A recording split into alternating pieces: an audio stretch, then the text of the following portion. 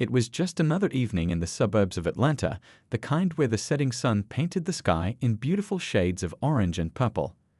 The Superior Court judge was driving home in his black Mercedes, his shoulders still carrying the weight of the day's cases. After spending more than 2 decades hearing thousands of stories from the bench, he thought he'd seen it all. But fate had other plans that evening. The day had been particularly challenging, filled with complex cases that tested his wisdom and patience. He presided over a difficult custody battle that morning, where both parents were fighting for their children's future. In the afternoon, he'd sentenced a young man who'd made some poor choices but showed genuine remorse. These were the moments that reminded him why he'd chosen this path, to make a difference in people's lives, one decision at a time. As he drove through the peaceful streets of his neighborhood, his mind wandered to the dinner waiting at home. His wife had texted earlier about making his favorite pot roast, and the thought brought a slight smile to his tired face. The clock on his dashboard read 7:45 p.m., later than usual, but that's how it often went in his line of work. Justice didn't always keep regular hours. His black Mercedes moved smoothly along the well-maintained streets, a car he bought not for show, but as a reward for decades of hard work. The leather seats still had that faint new car smell, mixed with the aroma of the coffee he'd had during his afternoon break. The radio played softly in the background, an old jazz tune that helped ease his mind after the day's stresses. The streetlights were just beginning to flicker on, creating pools of light that his car glided through one by one. The judge adjusted his rearview mirror, catching a glimpse of his gray-peppered hair and the subtle wrinkles around his eyes, badges of honor from years of serving justice. His judicial robe hung neatly on the back seat, a constant reminder of the responsibility he carried.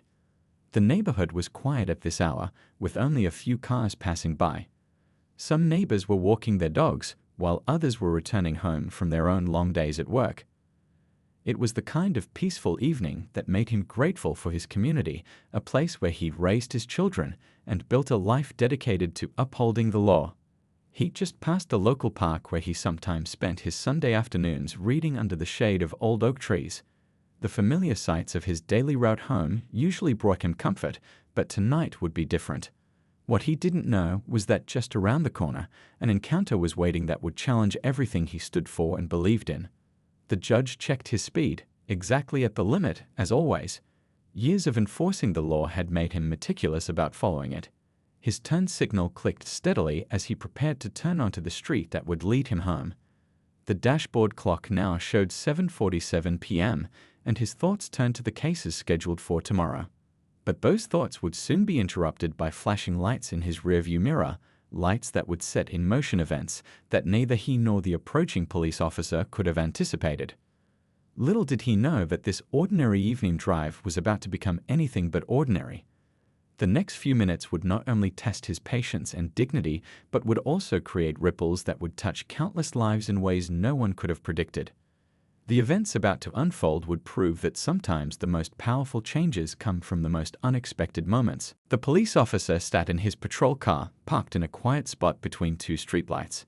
He'd been on the force for 8 years, and like many of his colleagues, he'd developed what he called instincts about the streets he patrolled. But sometimes, what we call instincts are really just assumptions waiting to be challenged. The evening shift had been quiet so far, just a couple of speeding tickets and helping an elderly woman with a flat tire. His coffee was getting cold in the cup holder, and the familiar smell of leather seats and radio static filled the car. He'd joined the force wanting to make a difference, to protect and serve, but somewhere along the way, something had changed. As he watched cars pass by, his mind drifted to the morning briefing. There had been reports of suspicious vehicles in the area, though suspicious was a word that often carried more weight than it should. The dashboard computer hummed quietly, its blue light reflecting off his badge, number 2547, which his daughter loved to polish when he got home. That's when he spotted it, the black Mercedes with tinted windows, moving smoothly through the neighborhood. Something about it caught his attention, though if asked, he might have struggled to explain exactly what. The car wasn't speeding, wasn't swerving, wasn't doing anything wrong. Yet his hand was already moving toward the gear shift. He pulled out onto the street, following the Mercedes at a distance. His heart rate picked up slightly, the familiar surge of adrenaline that came with every traffic stop. Through the windshield, he studied the car ahead. It was clean, expensive, well-maintained.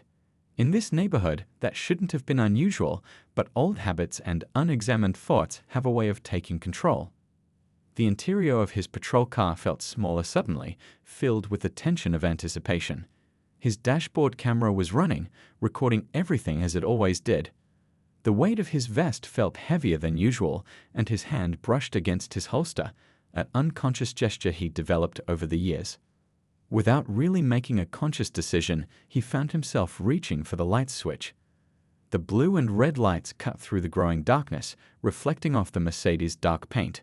The street ahead was empty now, just his patrol car and the Mercedes caught in a dance of light and shadow. He radioed in the stop, giving his location and the vehicle description.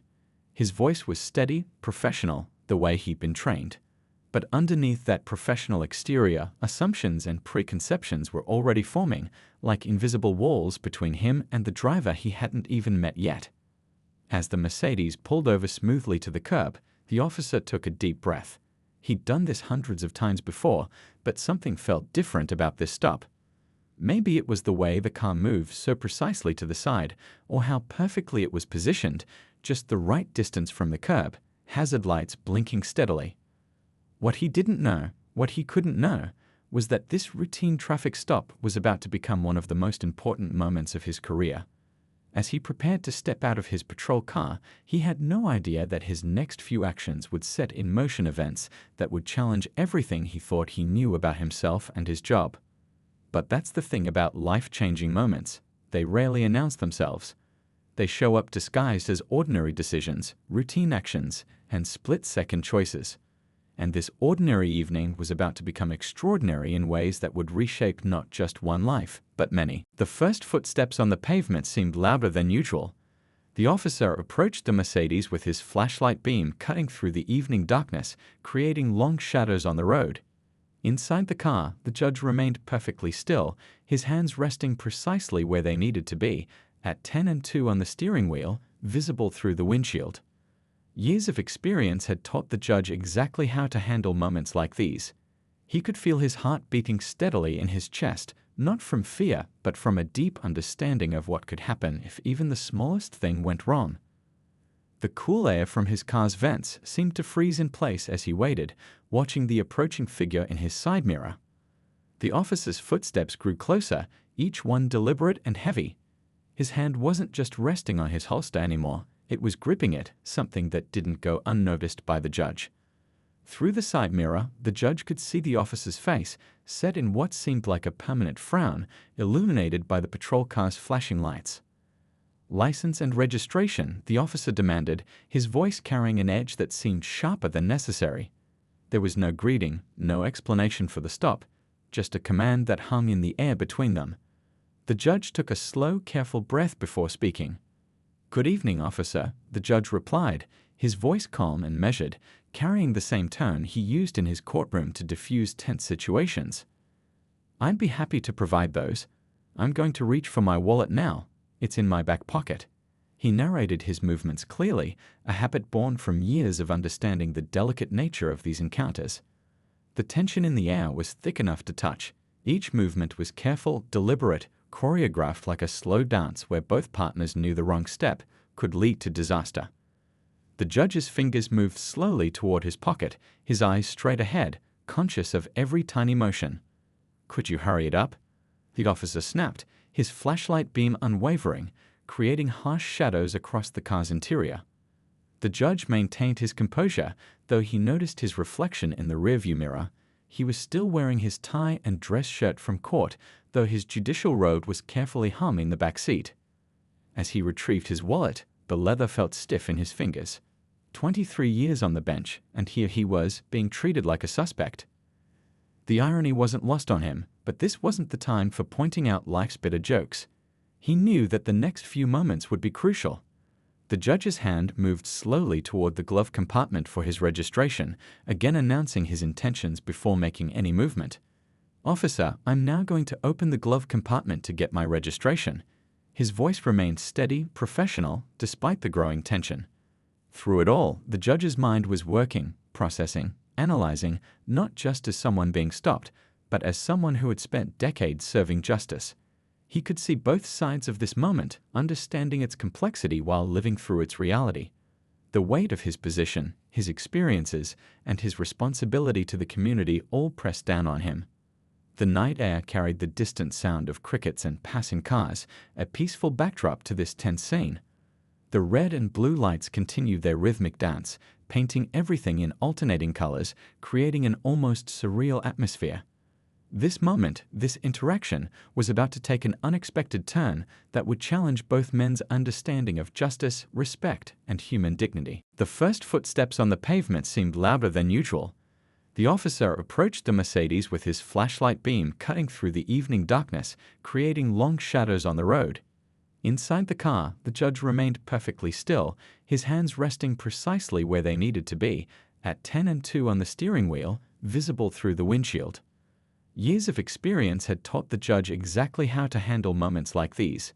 He could feel his heart beating steadily in his chest, not from fear, but from a deep understanding of what could happen if even the smallest thing went wrong. The cool air from his car's vents seemed to freeze in place as he waited, watching the approaching figure in his side mirror. The officer's footsteps grew closer, each one deliberate and heavy. His hand wasn't just resting on his holster anymore. It was gripping it, something that didn't go unnoticed by the judge. Through the side mirror, the judge could see the officer's face, set in what seemed like a permanent frown, illuminated by the patrol car's flashing lights. "License and registration," the officer demanded, his voice carrying an edge that seemed sharper than necessary. There was no greeting, no explanation for the stop, just a command that hung in the air between them. The judge took a slow, careful breath before speaking. "Good evening, officer," the judge replied, his voice calm and measured, carrying the same tone he used in his courtroom to diffuse tense situations. "I'd be happy to provide those. I'm going to reach for my wallet now. It's in my back pocket." He narrated his movements clearly, a habit born from years of understanding the delicate nature of these encounters. The tension in the air was thick enough to touch. Each movement was careful, deliberate, choreographed like a slow dance where both partners knew the wrong step could lead to disaster. The judge's fingers moved slowly toward his pocket, his eyes straight ahead, conscious of every tiny motion. "Could you hurry it up?" the officer snapped, his flashlight beam unwavering, creating harsh shadows across the car's interior. The judge maintained his composure, though he noticed his reflection in the rearview mirror. He was still wearing his tie and dress shirt from court, though his judicial robe was carefully hung in the back seat. As he retrieved his wallet, the leather felt stiff in his fingers. 23 years on the bench, and here he was, being treated like a suspect. The irony wasn't lost on him, but this wasn't the time for pointing out life's bitter jokes. He knew that the next few moments would be crucial. The judge's hand moved slowly toward the glove compartment for his registration, again announcing his intentions before making any movement. "Officer, I'm now going to open the glove compartment to get my registration." His voice remained steady, professional, despite the growing tension. Through it all, the judge's mind was working, processing, analyzing, not just as someone being stopped, but as someone who had spent decades serving justice. He could see both sides of this moment, understanding its complexity while living through its reality. The weight of his position, his experiences, and his responsibility to the community all pressed down on him. The night air carried the distant sound of crickets and passing cars, a peaceful backdrop to this tense scene. The red and blue lights continued their rhythmic dance, painting everything in alternating colors, creating an almost surreal atmosphere. This moment, this interaction, was about to take an unexpected turn that would challenge both men's understanding of justice, respect, and human dignity. The night air felt different now, as if the revelation of the judge's identity had changed the very atmosphere around them. The first officer stood there, his confident demeanor replaced by something that looked a lot like shame. His flashlight, once pointed assertively, now drooped toward the ground, casting uncertain shadows on the pavement. You could see the change in how he carried himself, shoulders that had been squared with authority now slumped slightly. The weight of his actions, his assumptions, and his approach seemed to press down on him like a physical burden.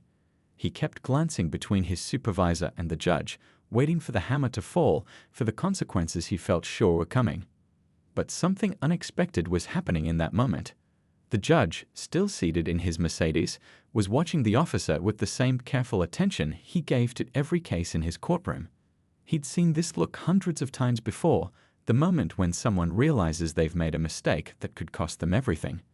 But he'd also seen how these moments could become turning points if handled the right way. The supervisor started to pull out her notepad, probably to document the incident, but the judge slightly shook his head. His expression wasn't angry or vengeful. Instead, there was something thoughtful there, like a teacher who had just found an unexpected teaching moment.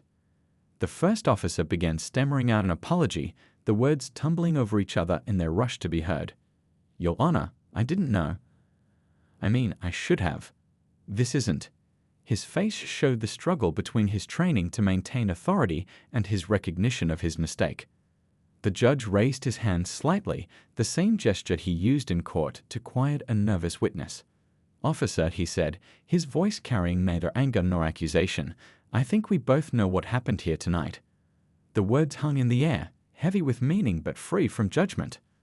The patrol car's flashing lights painted everything in alternating red and blue, creating an almost dreamlike quality to the scene. The supervisor stood slightly back, watching as something unexpected began to unfold. She'd seen similar situations go very differently, usually ending in formal complaints and disciplinary actions. But the judge wasn't reaching for his phone to call the police chief. He wasn't demanding badge numbers or threatening consequences. Instead, he was looking at the officer with the same expression he used when looking at young offenders in his courtroom, people who had made mistakes but still had the potential to learn from them. The night seemed to pause, holding its breath as the judge considered his next words. He'd spent decades on the bench, watching how punishment without understanding often led nowhere. He'd seen how true change came from something deeper, from moments of genuine realization and the opportunity to do better. The first officer was still standing there, his usual confidence stripped away, revealing something more human underneath.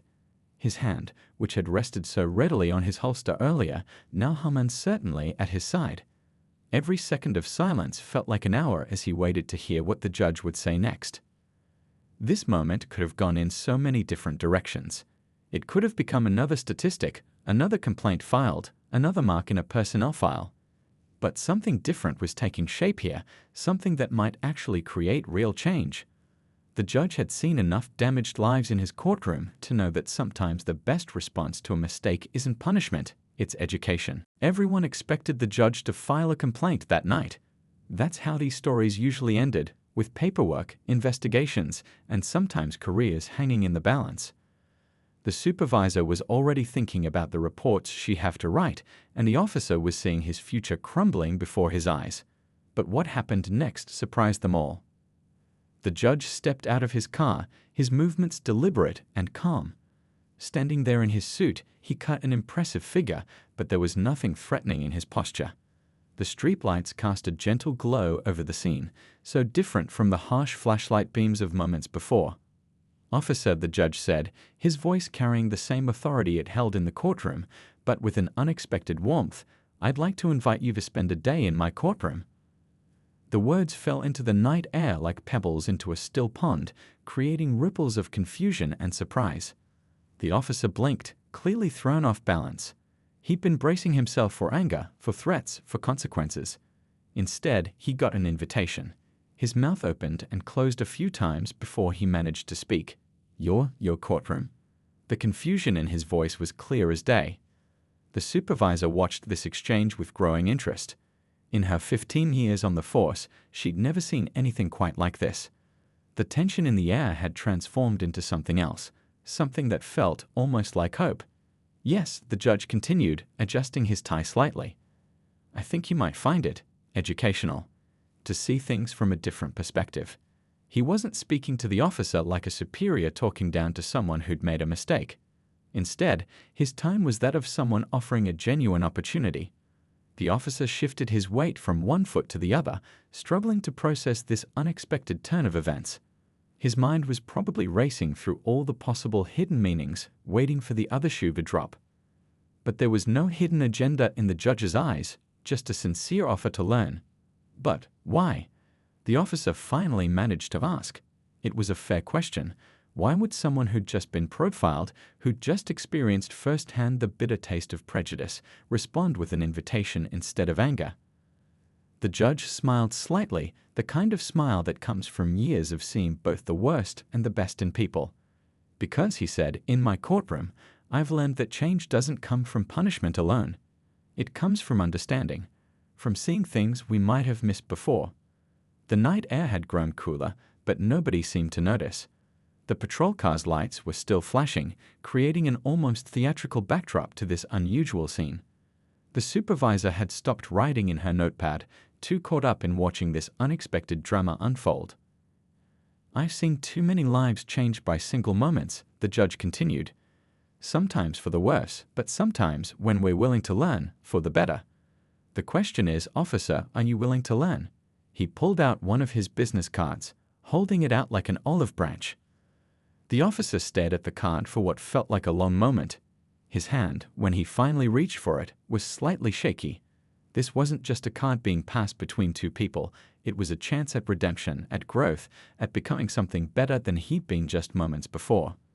The supervisor watched as her officer took the card, saw the mix of emotions playing across his face: relief, confusion, gratitude, and something that looked a lot like hope. This wasn't going to be a story about punishment and scandal. Instead, it was becoming something far more powerful, a story about change, about growth, about the possibility of making things better. A week later, the officer walked into the courthouse, his uniform replaced by casual business attire. The marble hallways felt different from this side, more imposing, more meaningful. His footsteps echoed as he made his way to courtroom 4, where the judge had asked him to spend the day observing. He arrived early, finding a seat in the back row of the public gallery. The courtroom was already buzzing with activity. Lawyers shuffling papers, court officers maintaining order, families waiting anxiously for their cases to be called. It was a whole different world from his usual view of justice from behind a badge. The bailiff's voice rang out, "All rise," and everyone stood as the judge entered. Watching him now, commanding respect in his black robe, the officer could hardly believe this was the same man he treated with such disrespect just days ago. The memory made his cheeks burn with shame.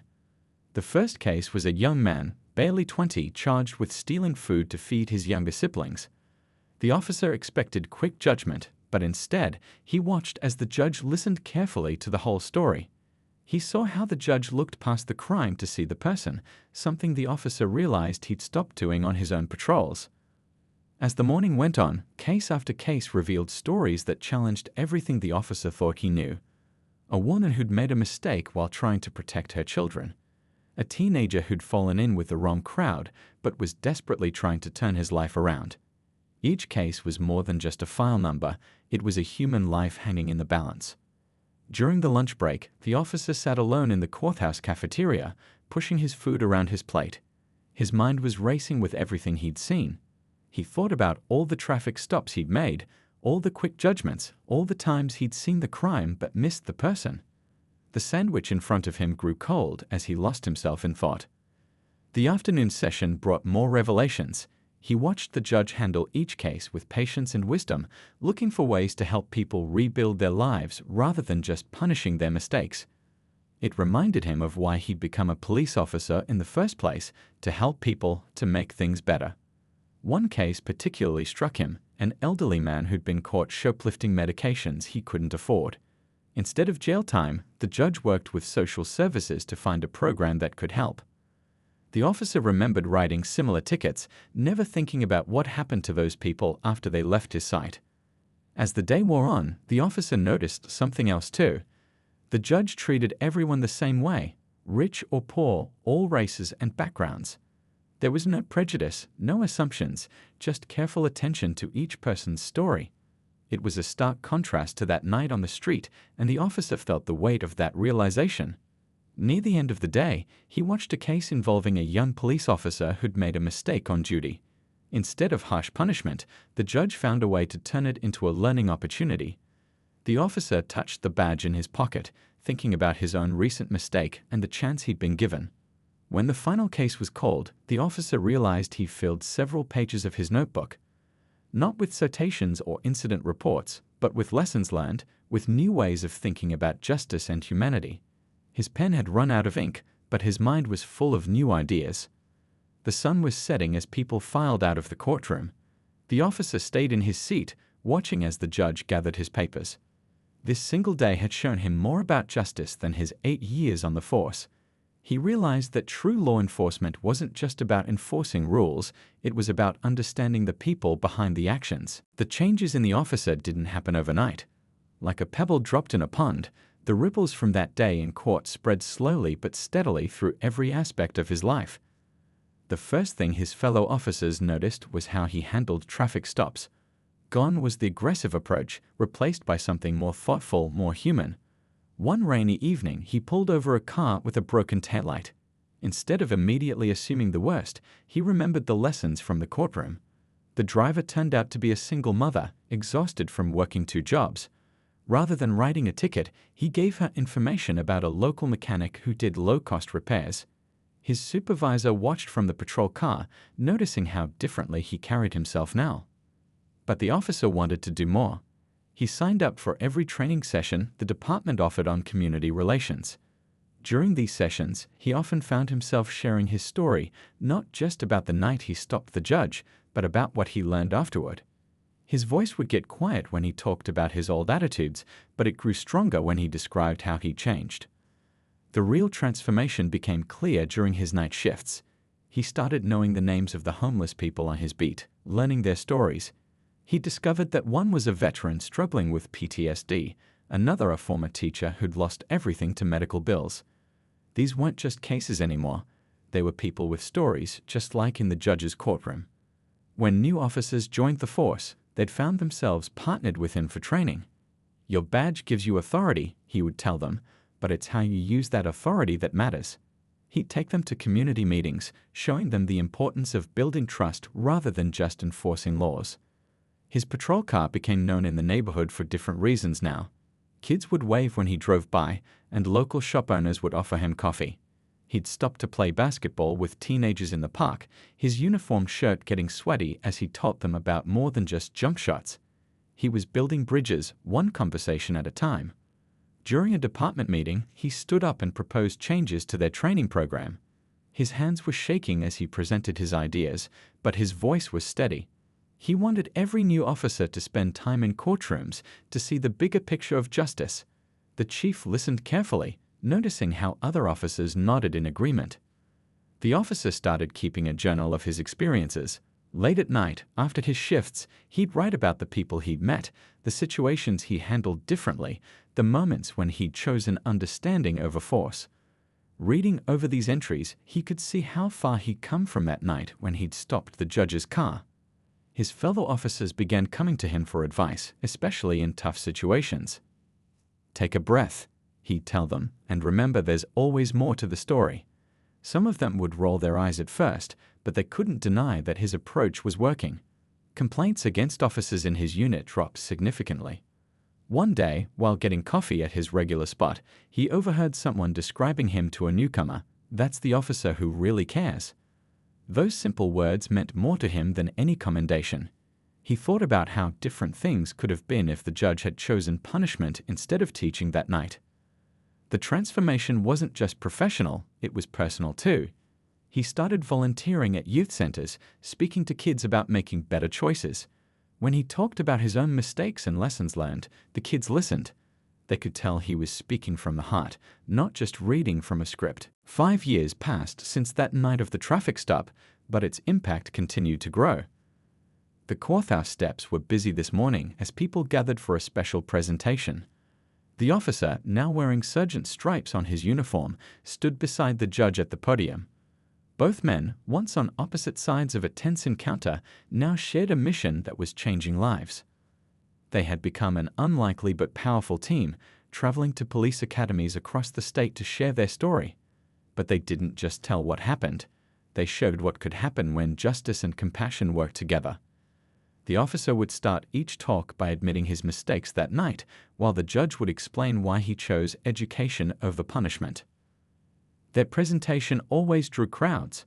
Today was no different. The room was packed with rookie officers, veteran cops, and community leaders. When the officer spoke, his voice carried the weight of experience and the hope of change. "That night could have ended my career," he'd say, but instead it started a new chapter. The changes they sparked went far beyond their own departments. Other cities started sending their officers to spend time in courtrooms. Police academies added new training modules focused on understanding community perspectives. The old way of doing things was slowly changing, one department at a time. During coffee breaks at these sessions, officers would gather around them, sharing their own stories and asking questions. Young recruits would confide their fears about making mistakes, while veteran officers would talk about unlearning old habits. Every conversation was a chance to spread the message that true justice needs both strength and understanding. The local news did a story about their work, but what really mattered were the small changes happening every day on the streets. Officers were taking more time to listen, to understand, to see the whole picture. Complaints went down, while community trust went up. The judge would smile when he heard these reports, knowing that one moment of choosing wisdom over anger had started it all. Their influence spread to unexpected places. Community groups started inviting both men to speak at their events. Schools asked them to talk to students about breaking down barriers and building trust. Even some troubled youth, seeing how the officer had changed, started to believe that they could change too. The officer kept the judge's business card from that night, now worn and creased, in his wallet. Sometimes, during tough moments on patrol, he'd touch it, remembering the lesson that changed everything. He'd gone from being part of the problem to being part of the solution, and that transformation inspired others to believe in second chances. The judge, still presiding in his courtroom, noticed more officers sitting in to observe cases. They weren't there because they had to be. They wanted to learn, to understand, to see justice from all sides. Each time he saw a new face in uniform among the observers, he remembered that night and knew their work was making a difference. As they wrapped up their latest presentation, a young officer raised her hand. "But how do we know we can really change things?" she asked. The officer and the judge exchanged a knowing look. The answer was in their story, how one traffic stop, handled with wisdom instead of anger, had created ripples that were still spreading. Their legacy wasn't just in the programs they started or the speeches they gave. It was in the daily interactions between police and community, in the moments when officers chose understanding over force, in the growing trust between those who enforce the law and those they serve. What began as a potential tragedy had become a testament to the power of transformation.